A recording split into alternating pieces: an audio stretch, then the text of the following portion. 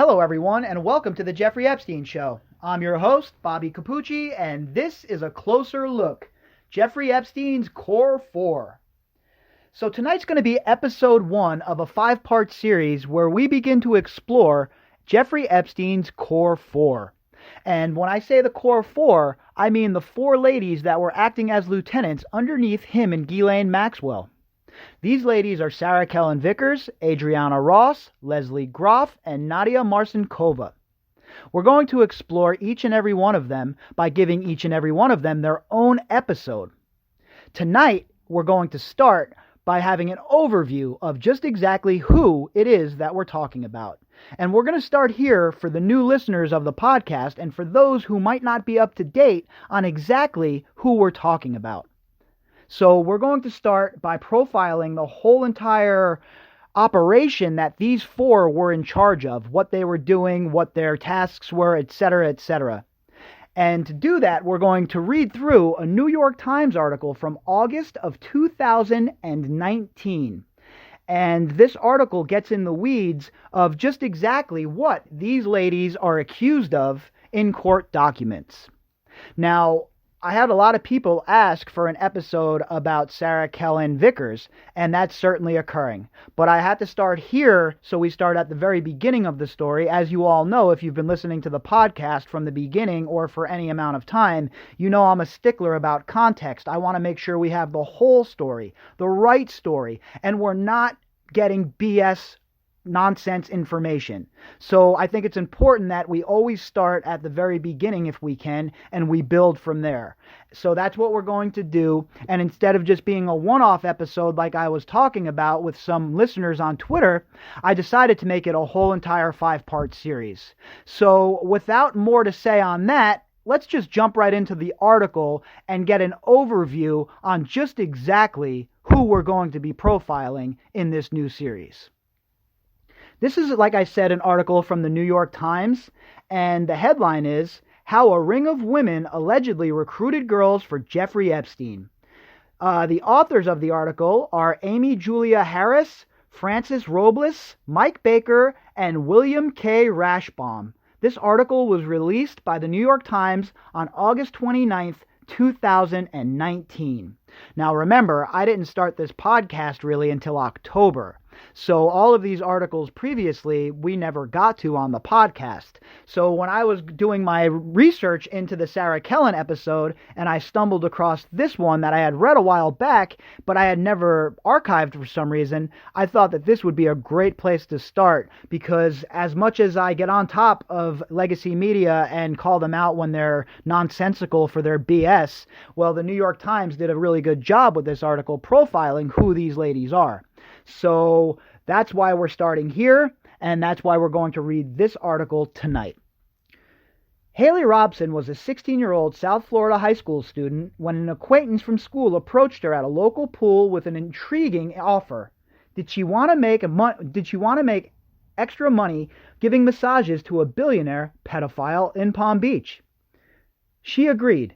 When Jeffrey Epstein tried to grope her while she was giving him a massage wearing nothing but a thong, she brushed his hand away, Miss Robson said in a 2009 deposition for a civil case. But she continued to visit Mr. Epstein's mansion dozens more times in a lucrative new role, a recruiter of other teenage girls from her school. Now, this is one of those situations where it's delicate, in my opinion. Now, this is another girl who is only 16 years old who has been recruited into this disgusting world of Jeffrey Epstein's. And now she's 16 and she's going back to school and recruiting other young girls to come and be a part of this. This is where I'm torn. How do you punish somebody that's only 16 that was engaging in this? I'm not really capable and smart enough legally to even begin to try and break that down, right? Now, there has to be some sort of punishment. You can't get away with helping out a pedophile, but what is that punishment? I guess that's a question I'm asking the audience. I really don't, for once, I don't have an opinion on that. I really don't know where to start when it comes to people like Haley Robson. I don't know what sort of punishment somebody like that should be looking at.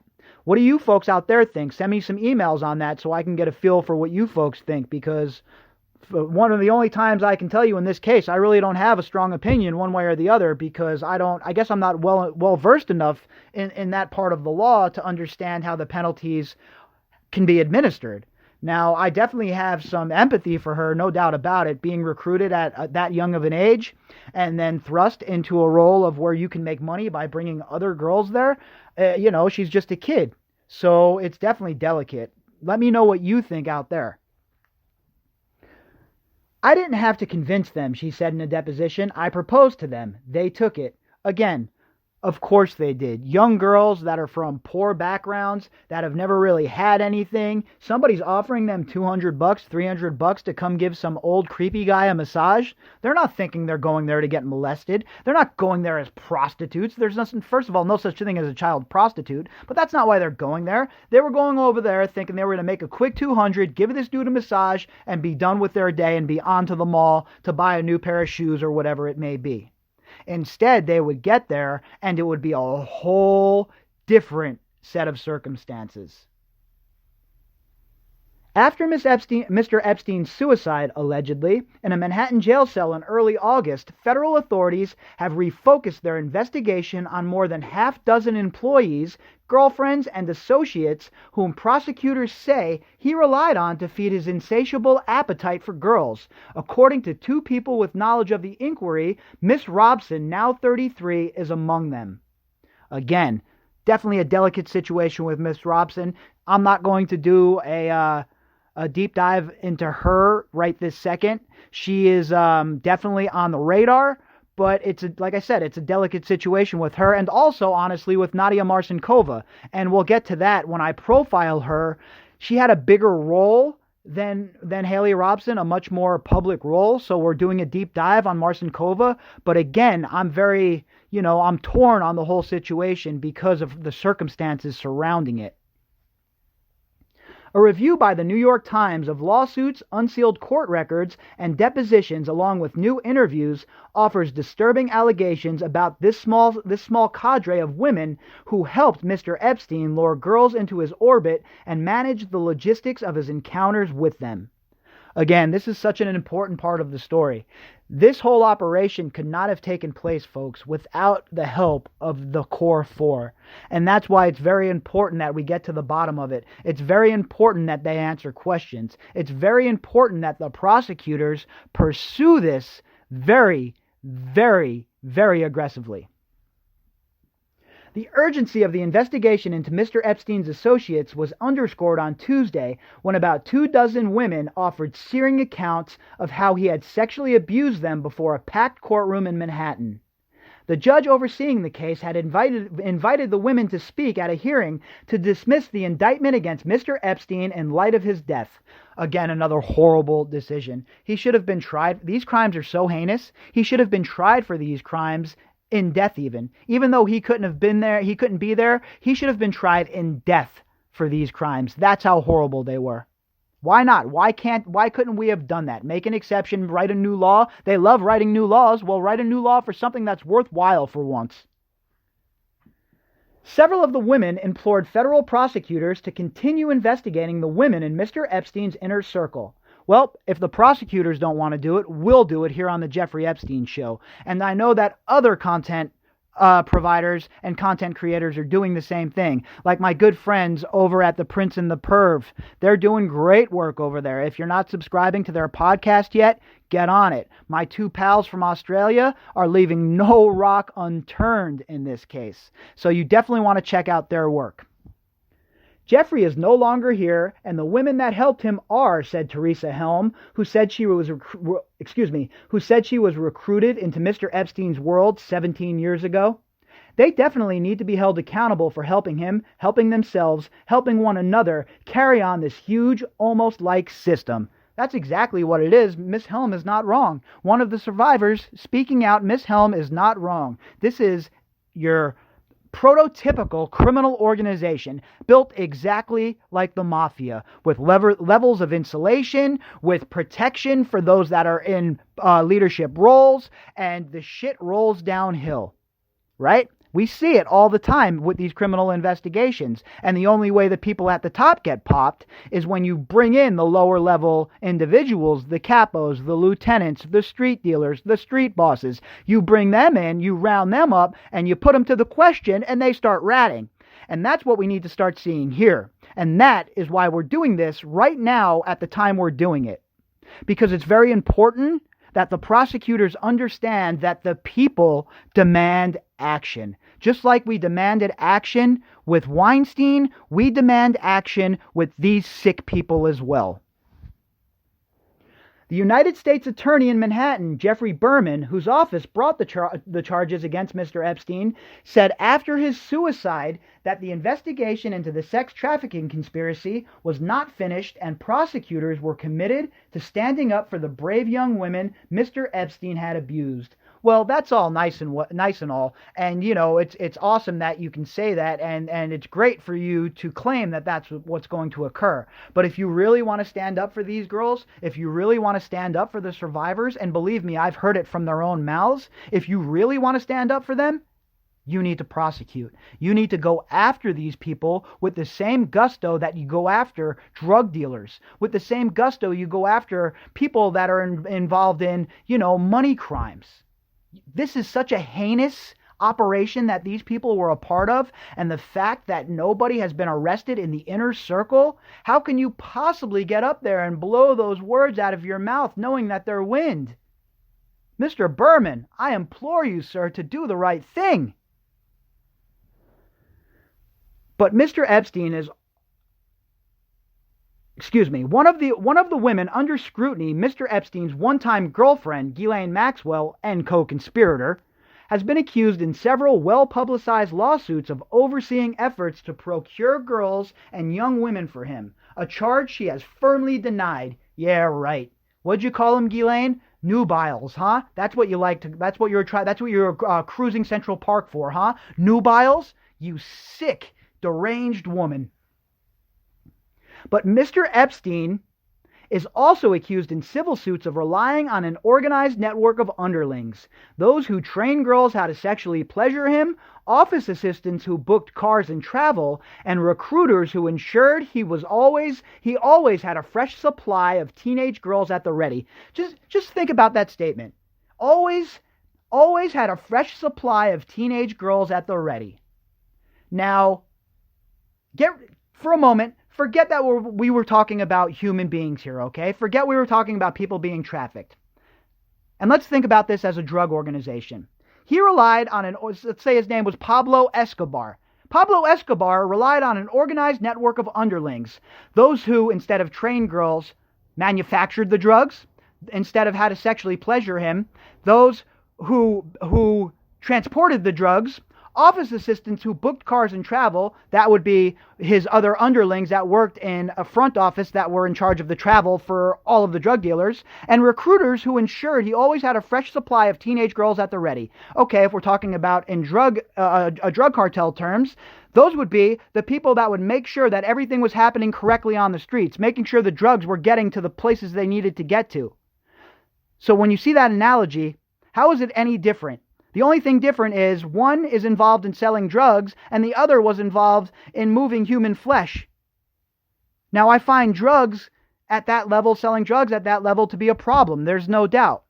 But I find it even more horrendous that a human trafficking ring is not being given the same look that a drug trafficking ring was given. How much money did they have on El Chapo's head? Again, don't get me wrong. He was a bad man. He was an evil man who was responsible for untold deaths. And there's no doubt that they should have went after him the way they did. My point is, though, why don't they go after Epstein's operation and other trafficking operations with the same zeal? Especially considering when you break it down and look at it the way I just broke it down for you, there's no difference. It's the same exact thing here, folks. None of Mr. Epstein's associates have been charged or named as co-conspirators in Manhattan, but federal authorities are eyeing possible charges that include sex trafficking and sex trafficking conspiracy, the two people with knowledge of the investigation said. And again, I hate beating a dead horse, and I know a lot of you out there are probably sick of hearing about RICO, but this is right here. This is textbook RICO. Textbook RICO, especially considering the human trafficking aspect has been added to the RICO statutes. I just don't understand. If Berman was serious and if the prosecution was serious, this is the route they would be taking, because it gives them great latitude to really investigate everybody who has ever received a single dime from Jeffrey Epstein. 4 women were apparently so instrumental to Mr. Epstein's operation that they were named as possible co-conspirators and were granted immunity from prosecution in a widely criticized plea bargain Mr. Epstein struck with federal prosecutors in Florida more than a decade ago. That deal allowed Mr. Epstein to plead guilty to state charges and to spend 13 months in a county jail rather than face a federal sex trafficking indictment. You know what's so laughable about that? The 2 guards are facing more jail time than Jeffrey Epstein ever did. I know people that have been arrested for illegal gambling charges, folks, that have done 7 years. Do you know why? Because they got slapped with a RICO charge. Yet these people, 13 months, no jail time, immunity deals. It's like Oprah. You get an immunity deal. You get an immunity deal. You get an immunity deal. Everybody's getting immunity deals. Meanwhile, nobody is getting justice. The 4 women, Sarah Kellen, Lesley Groff, Adriana Ross, and Nadia Marcinkova, could still be subject to criminal charges in Manhattan. The United States Attorney's Office has said it is not bound by the Florida Agreement. Bing, bang, boom. Not bound by the Florida Agreement. Where are the charges? There is no excuse for there not to be charges. There is no excuse for these ladies not to be brought in at the very least and put to the question. It says it right here, plain as day. The U.S. Attorney's Office, United States Attorney's Office has said it is not bound by the Florida Agreement. So what is stopping you, Mr. Berman? I implore you to do your job, sir. The boss. 3 women have alleged in lawsuits that Mr. Epstein's sex trafficking ring operated as a hierarchy, with the financier, pedophile, and Miss Maxwell at the top. I'm not, when I'm telling you how I look at this organization, it's because of the conversations I've had with people who have been involved with Jeffrey Epstein, people who have been abused by Jeffrey Epstein. This isn't just, at this point, this isn't theory, folks. This is fact, okay? This whole thing was being operated as a criminal enterprise with leaders, people in leadership roles, and then underlings. And there is no disputing that fact at this point. And that alone is enough for the authorities to go after them. But yet here we are. She orchestrated the whole thing for Jeffrey, Sarah Ransom, who sued Miss Maxwell and other associates in 2017, said in an interview. Miss Maxwell, the daughter of the British publishing magnate Robert Maxwell, was Mr. Epstein's longtime companion, managing his homes and introducing him to many of the politicians, celebrities, and dignitaries who became fixtures within his social circle. All part of the plan. Maxwell was born for this. She was born for cloak and dagger. The people she grew up around, folks, what do you think? They were the same kind of people you and I grew up around? They were not. They were not. She was sent over here to make sure that Epstein was kept in line, and so that Epstein would have access to all of these elites. She was the happy face put on Epstein. All right? And she was the reason he was able to finagle himself into these circles, to be around all of these rich people, to have access to these rich people. It was all because of Ghislaine Maxwell and her contacts. And where do you think those contacts came from, folks? Her pops. All right? And where do you think her pops' contacts came from? Well, wouldn't it be funny to find out that he was part of the intelligence community? Boy, isn't that shocking. They were just like partners in business, Janusz Banasiak, Mr. Epstein's house manager, said in a deposition. Mr. Epstein's butler, Alfredo Rodriguez, described Miss Maxwell in a deposition as the boss. Yeah, she was the boss. Okay? Her and Jeffrey Epstein were on legal footing. Jeffrey Epstein wasn't bullying her around. Jeffrey Epstein wasn't telling her what to do. They were on equal footing, and he understood that. He understood that he was, at the end of the day, beholden to Ghislaine Maxwell almost. Miss Maxwell has denied she trafficked girls. Neither Miss Maxwell nor her lawyers responded to requests for interviews for this article. Of course not. They don't want to go on record. They know the scope. They know the score. They know the deal. They know that if they go on record, it's going to be big trouble. If Ghislaine Maxwell comes in, forget it. She's ratting too. And right now, she's the plum. Her and Prince Andrew are the two plum prizes, and the heat is certainly on. But Mr. Epstein's accusers contend in court papers that Miss Maxwell managed the network of recruiters and helped devise the playbook for how to lure young women into Mr. Epstein's web. Recruiters were allegedly told to target young, financially desperate women and to promise them help furthering their education and careers, these civil complaints said. Virginia Roberts said in a deposition that she was 16 when she met Miss Maxwell and was recruited as a masseuse. She said she remembered Miss Maxwell's sales pitch. If she gave a wealthy man a massage, a whole world of opportunity would open up to her. If the guy likes you, then it will work out for you, Miss Roberts. It will work out for you. Miss Roberts, in a deposition, recalled Miss Maxwell telling her, "You'll travel, you'll make good money, you'll be educated."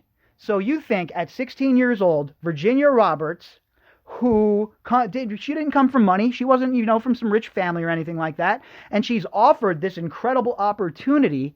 Do you really think that in her mind, she's thinking that this well-spoken British lady who's obviously very rich and runs with obviously very rich people is going to be somebody that's going to abuse her or hurt her? Or do you think she's thinking, man, this is a great opportunity. I'm going to make some big money. I'm going to get trained how to be a masseuse. I'll get an education. This is my chance. That's exactly what she was thinking, folks. It wasn't like she went into this with open eyes. She was a young girl, 16 years old. Think back to when you were 16, how easily you could have been manipulated into a situation like this. Miss Roberts took the job. Soon she said she became a survivor of Jeffrey Epstein, not only providing sexual favors to him, but also to some of his acquaintances, including politicians and prominent businessmen. My whole life revolved around just pleasing these men and keeping Ghislaine and Jeffrey happy, she said in the deposition. Their whole entire lives revolved around sex. And we've heard that from numerous girls at this point. Numerous girls about how Jeffrey Epstein had to have quote-unquote massages 3 or 4 times a day. How Ghislaine was also addicted to this sort of lifestyle. Sick, folks. We're dealing with some very sick people here. All right, now into the meat of the article. Now we're going to talk about the lieutenant. Just below Miss Maxwell in the chain of command was Miss Kellen, another high-ranking employee who has been accused in multiple lawsuits of scheduling girls for sex sessions with Mr. Epstein in his Palm Beach mansion. She was called the lieutenant in one lawsuit. David Rogers, Mr. Epstein's pilot, said in a deposition that Miss Kellen was like an assistant to Ghislaine. From what I have heard and from what people have told me who are close to the case, she was being groomed for Ghislaine's type of position so that she could step in and take over if Ghislaine had other matters at hand. She was the number one underling underneath Jeffrey Epstein and Ghislaine Maxwell. Very important part of what was going on here, folks. Sarah Kellen Vickers, who now is married to ex-NASCAR race car driver Brian Vickers, is such a huge part of this story. And we had several requests for a profile on her. And that's the main catalyst why we're doing this whole new series here. So we're going to make sure that we profile her correctly. And remember that she is a very important piece to this puzzle. Miss Kellen kept the names and numbers of all the girls who gave Mr. Epstein erotic massages, according to Palm Beach police reports and Miss Robson's deposition. She would call them whenever Mr. Epstein was in town, asking the girls if they were ready to work, the reports and Miss Robson said. Now, remember, folks, it's not just a report now, or an anonymous source, or sources said. Miss Robson is saying this directly. Miss Robson is saying that Kellen was surprising. She was providing these young girls for Jeffrey Epstein. She was the one making the phone call. She was the one bringing them over. She is a co-conspirator. How is she not being questioned by the FBI right now? How hasn't Mr. Berman come after her with everything he has? It makes me question the prosecution. She saw herself as the boss, said Spencer T. Coven, a West Palm Beach lawyer who represented several accusers in lawsuits. Sarah was really running that organization, bringing girls and getting them in and out of the Palm Beach home. How much more damning does it have to be? How much more damning does it have to be for us to see some justice in this case? For somebody to show up and arrest one of these people? Miss Kellen, who sometimes goes by Sarah Kensington or Sarah Vickers, did not respond to requests for an interview. Her lawyers also did not respond to requests for comment. Multiple girls told Palm Beach detectives that when they arrived at Mr. Epstein's mansion, Miss Kellen would escort them upstairs to Mr. Epstein's bedroom and lay out the massage table with the various oils and lotions that they were to use on him, according to police reports. So this lady, who is protected under that draconian, disgusting immunity deal, not only made the phone calls, not only called the girls and rounded them up for Epstein, but she would set the massage table up for him with all the sick, disgusting sex toys and lotions and everything that this deviant liked. This woman, Sarah Kellen Vickers, needs to be questioned by the authorities. And she also needs to be talked about more in the media. There needs to be more of a focus spent on these so-called co-conspirators that we keep hearing about. The media keeps talking about them, but they are not running articles. They're not doing exposés. They're not having a 35 or 40-minute discussion about who these women are and what their roles were in this case. This is important stuff, folks. This is very important to the case. What this does is it shows that this is a criminal enterprise. What this shows is that this definitely deserves to be slapped with every single RICO charge they can imagine, and the whole entire house of cards needs to be pulled down around their ears. In an interview, Miss Ransom said Miss Kellen and Miss Maxwell also gave her tips on how to give Epstein erotic massages, including how to rub his feet and best satisfy him sexually. It was Ghislaine and Sarah Kellen that showed me how to please Jeffrey, Miss Ransom said. The assistants. So that is the beginning of who Sarah Kellen Vickers is. Now, we did the 5 fast facts on who she is. We have that little bit of a profile in this overview of who she is. And now going forward in our second episode of this series, we're going to profile her in a deep dive, and we're going to do a 35 minute episode just on who Sarah Kellen Vickers is. And we're going to do one of those for each one of these ladies that we talk about in this article. Now, we've talked about Sarah Kellen Vickers and her role and how she was the main lieutenant underneath Ghislaine Maxwell. Now we're going to meet the 3 assistants. Miss Groff, Mr. Epstein's executive assistant for almost 20 years, was one of the possible co-conspirators named in the 2008 plea deal Mr. Epstein's lawyers worked out with the United States Attorney's Office in Miami. Now, we talked a little bit about Lesley Groff already. We did a 20-minute episode about her a few weeks ago, maybe month and a half ago. I don't know the exact episode. But we took a little bit of a look at who she is, but we didn't really get down into the weeds yet. So again, just like with Sarah Kellen, we're going to do the same thing with Miss Groff. And this is just going to give you an overview, a basic starting point on just exactly who she is. She said in a 2005 interview with The Times that she answered Mr. Epstein's telephone and managed his schedule, which included meetings with prominent scientists, Wall Street executives, foreign dignitaries, and American politicians. Over the years, she said in 2005 that she formed a special bond with the financier, aka pedophile, anticipating his needs. I know what he is thinking, she said at the time. Again, another one who is very, very, very knowledgeable as to what went on in Jeffrey Epstein's ring. Lesley Groff was another integral part of Jeffrey Epstein's operation. She worked with Epstein for such a long time, and like she says right here, she knew what he was thinking. She was so locked in step with Epstein and knowing what he wanted that she didn't even really have to ask. She just knew what to do. And you know how you have that relationship with somebody who you've worked with for a long time? You don't really even need to discuss things. You both know what your duties are. You know what's expected of you, and you just do it. And that's the sort of a relationship these two had. Jeffrey Epstein relied on Miss Groff for a whole lot.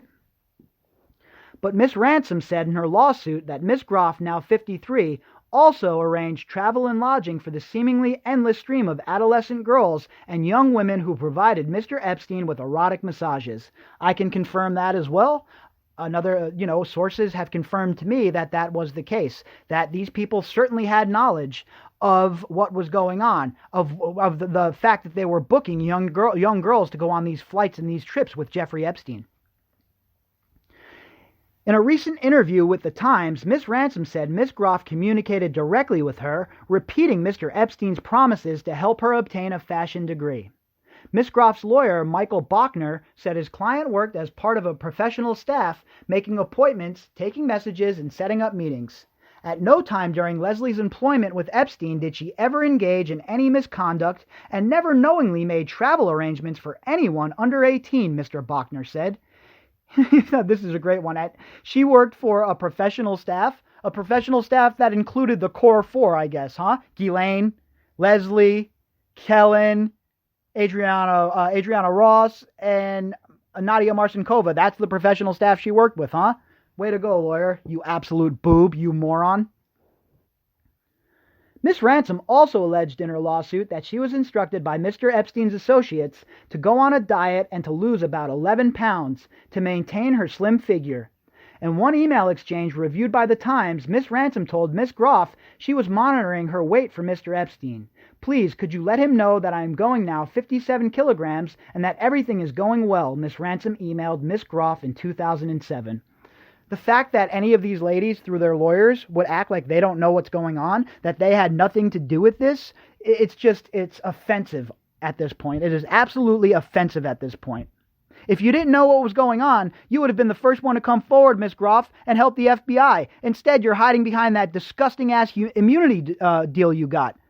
Why don't you come out from the shadows? Why don't you come out and speak to reporters? Why don't you come out and talk to me? I'll gladly have any of these core four on the podcast anytime you want to come on and explain your side of the story. Instead of skulking around in the shadows, come on, let's have a discussion. Bring your lawyer, too. Another of Mr. Epstein's assistants, Miss Ross, was also named as a potential co-conspirator in the 2008 plea deal. When Palm Beach police were investigating Mr. Epstein around 2005, Miss Ross removed 3 computers from the Florida mansion. Mr. Banasiak, the house manager, said in a deposition, Where are those computers? Where did they go?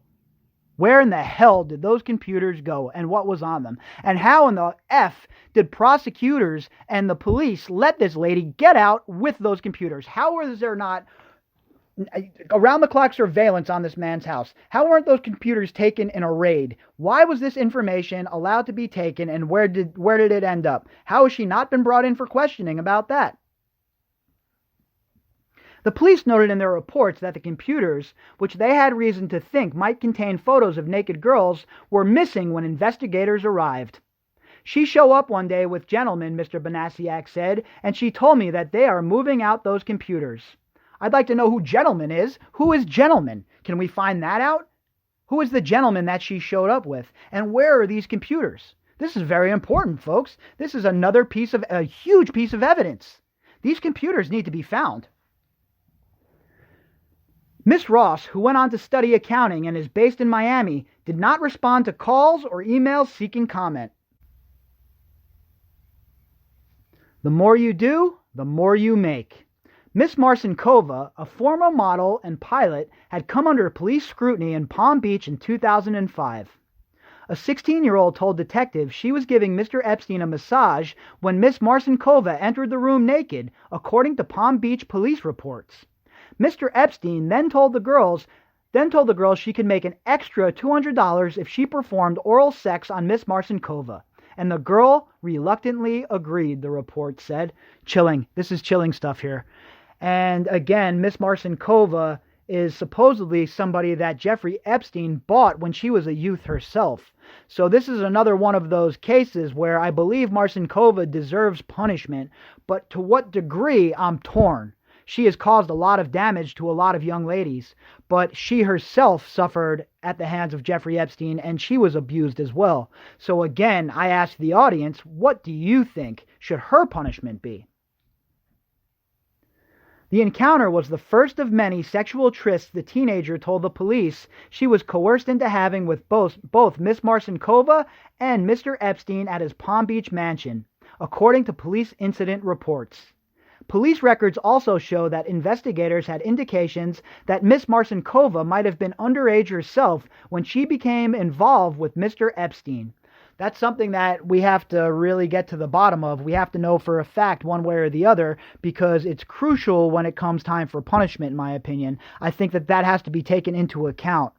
I know that makes me seem like kind of a softie, but if she was abused by Epstein herself, we know about the Stockholm Syndrome, and we know about the psychological effects it takes on people. And obviously, I'm not a doctor or a psychologist, so I'm not qualified to really jump in and act like I am.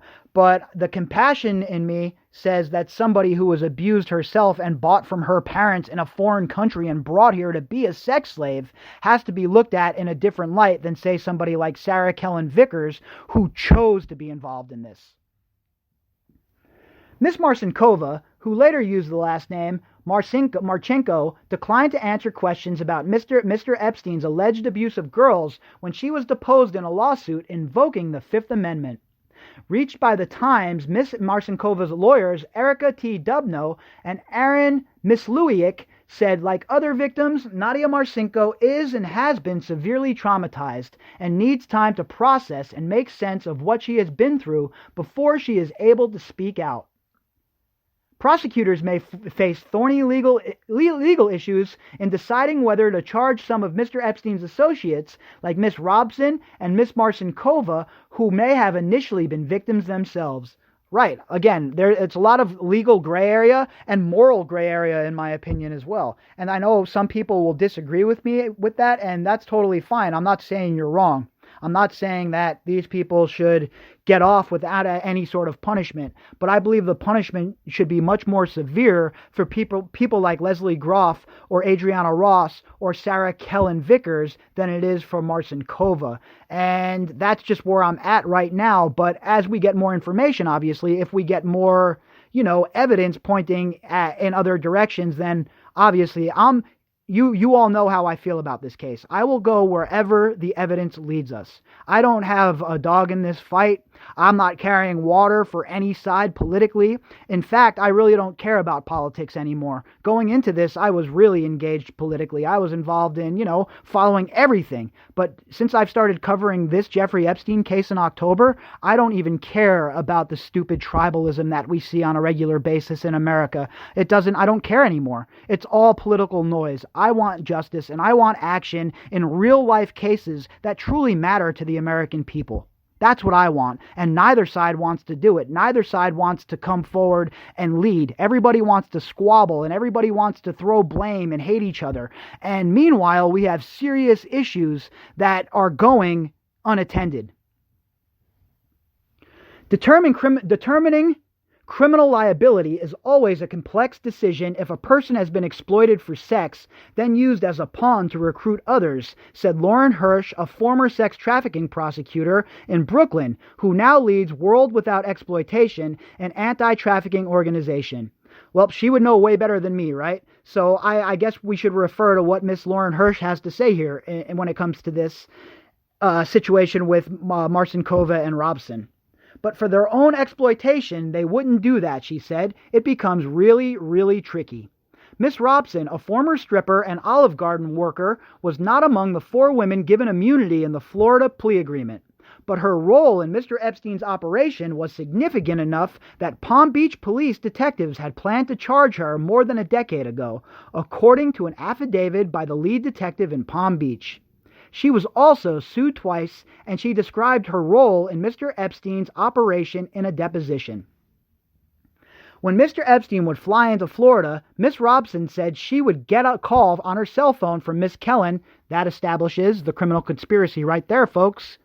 The criminal conspiracy, 2 or more people intent on committing a crime. Epstein, Kellen, 2 people right there. Ad Robson, that's a 3rd. Can we get some RICO? Can we get some real punishment here, folks? Can we get some justice? Who would tell her how many massages the financier, pedophile, needed for the upcoming visit. The 2 of them would hammer out logistics. I would have a girl that would be available for those dates and times, Miss Robson said in a 2009 deposition. Miss Robson told lawyers she made $200 for every high school girl she brought to the Palm Beach mansion. She recruited the girls from her high school, including one who was 14. When she brought a 23-year-old, Mr. Epstein balked. Too old, he told her. Well, we all know that. They have to be young. What did Ghislaine say? She likes them nubile. Nubile is the exact word she used. Imagine to be that sick, that twisted, and that callous that you're driving around looking for girls that are nubile. So no wonder 23 was much too old for Mr. Epstein. The girls knew what they were getting into, Miss Robson said. The rules were unspoken, but understood. The more you do, the more you make, Miss Robson said in the deposition. If you were topless, if you were working in your thong, your bra, you're going to make more than 100. Oh, wow, aren't you big spenders? Aren't you just making it rain on people? Come and get sexually abused for $200. It's a great deal. You know what you're getting into. 14 years old. Absolute disgusting. It's absolutely disgusting to think that this went on for so long, with so many people turning a blind eye, so many people in polite, elite society turning a blind eye to what everybody knows was an obvious situation. Reached by the Times, Miss Robson said, "I have nothing to say. I would appreciate if I was not contacted." Douglas McIntosh, a lawyer who represented her in a civil case in Florida, called Miss Robson a lovely young lady, but declined to answer questions about her involvement with Mr. Epstein. In her deposition, Miss Robson said that she had debated suing Mr. Epstein, but decided against it. "I just thought it was the easy way out," she said, "and then I decided this is my life, and I have to take responsibility for my own actions because I did volunteer." Well, that's noble and all, but you have to face some consequences here, Miss Robson, just like Mrs. Marcinkova. The question is, what are those consequences? That's where we get into the slippery slope. That's where we get into an area where I'm certainly not qualified to even have an opinion honestly, because I don't really know. I'm really torn about it. It's one of those really hard things that I really have to think long and hard on to give you an answer one way or the other. If I was sitting on a jury, I don't know how I'd have to listen to all of the evidence, and I'd have to really think long and hard about how I would punish someone who has been bought from a different country, from their parents, and brought here and groomed for this role. It's just one of those really slippery slopes.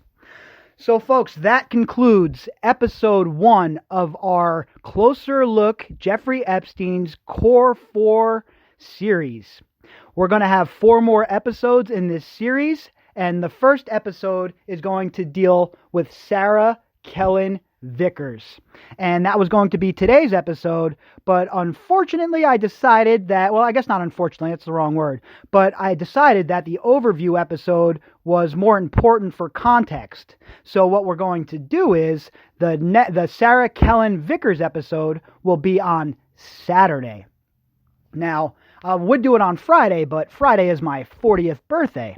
So I'll be predisposed on that day, hanging out with my family and, just relaxing a little bit. I'll have the usual out for the podcast, the usual 2 episodes, but the second episode of this series will not be out until Saturday. And that episode will be all about Sarah Kellen Vickers and we'll pick up right where we left off here in her story. So now everyone who just started listening to the podcast, and everybody even who has been listening, you got a refresher course, and all of the new folks who are listening got an idea of what exactly we're talking about when we talk about the four horsemen. I mean the core four. So now that we're all up to date, moving forward, nobody will have any problems understanding who these ladies are as we move the series forward. All right, folks, if you'd like to contact me, you can do that at bobbycapucci@protonmail.com. That's BOBBYCAPUCCI@protonmail.com. If you would like to follow me on Twitter, you can do that at BOBBY_CAPUCCI. If you enjoy my content and you would like to help out the podcast, you can click on the GoFundMe link that's inside of the description box. All right, folks, I'll be back tomorrow with the usual morning update and, like usual, the daily drop. Everybody enjoy your Wednesday night, and I will speak with you in the morning.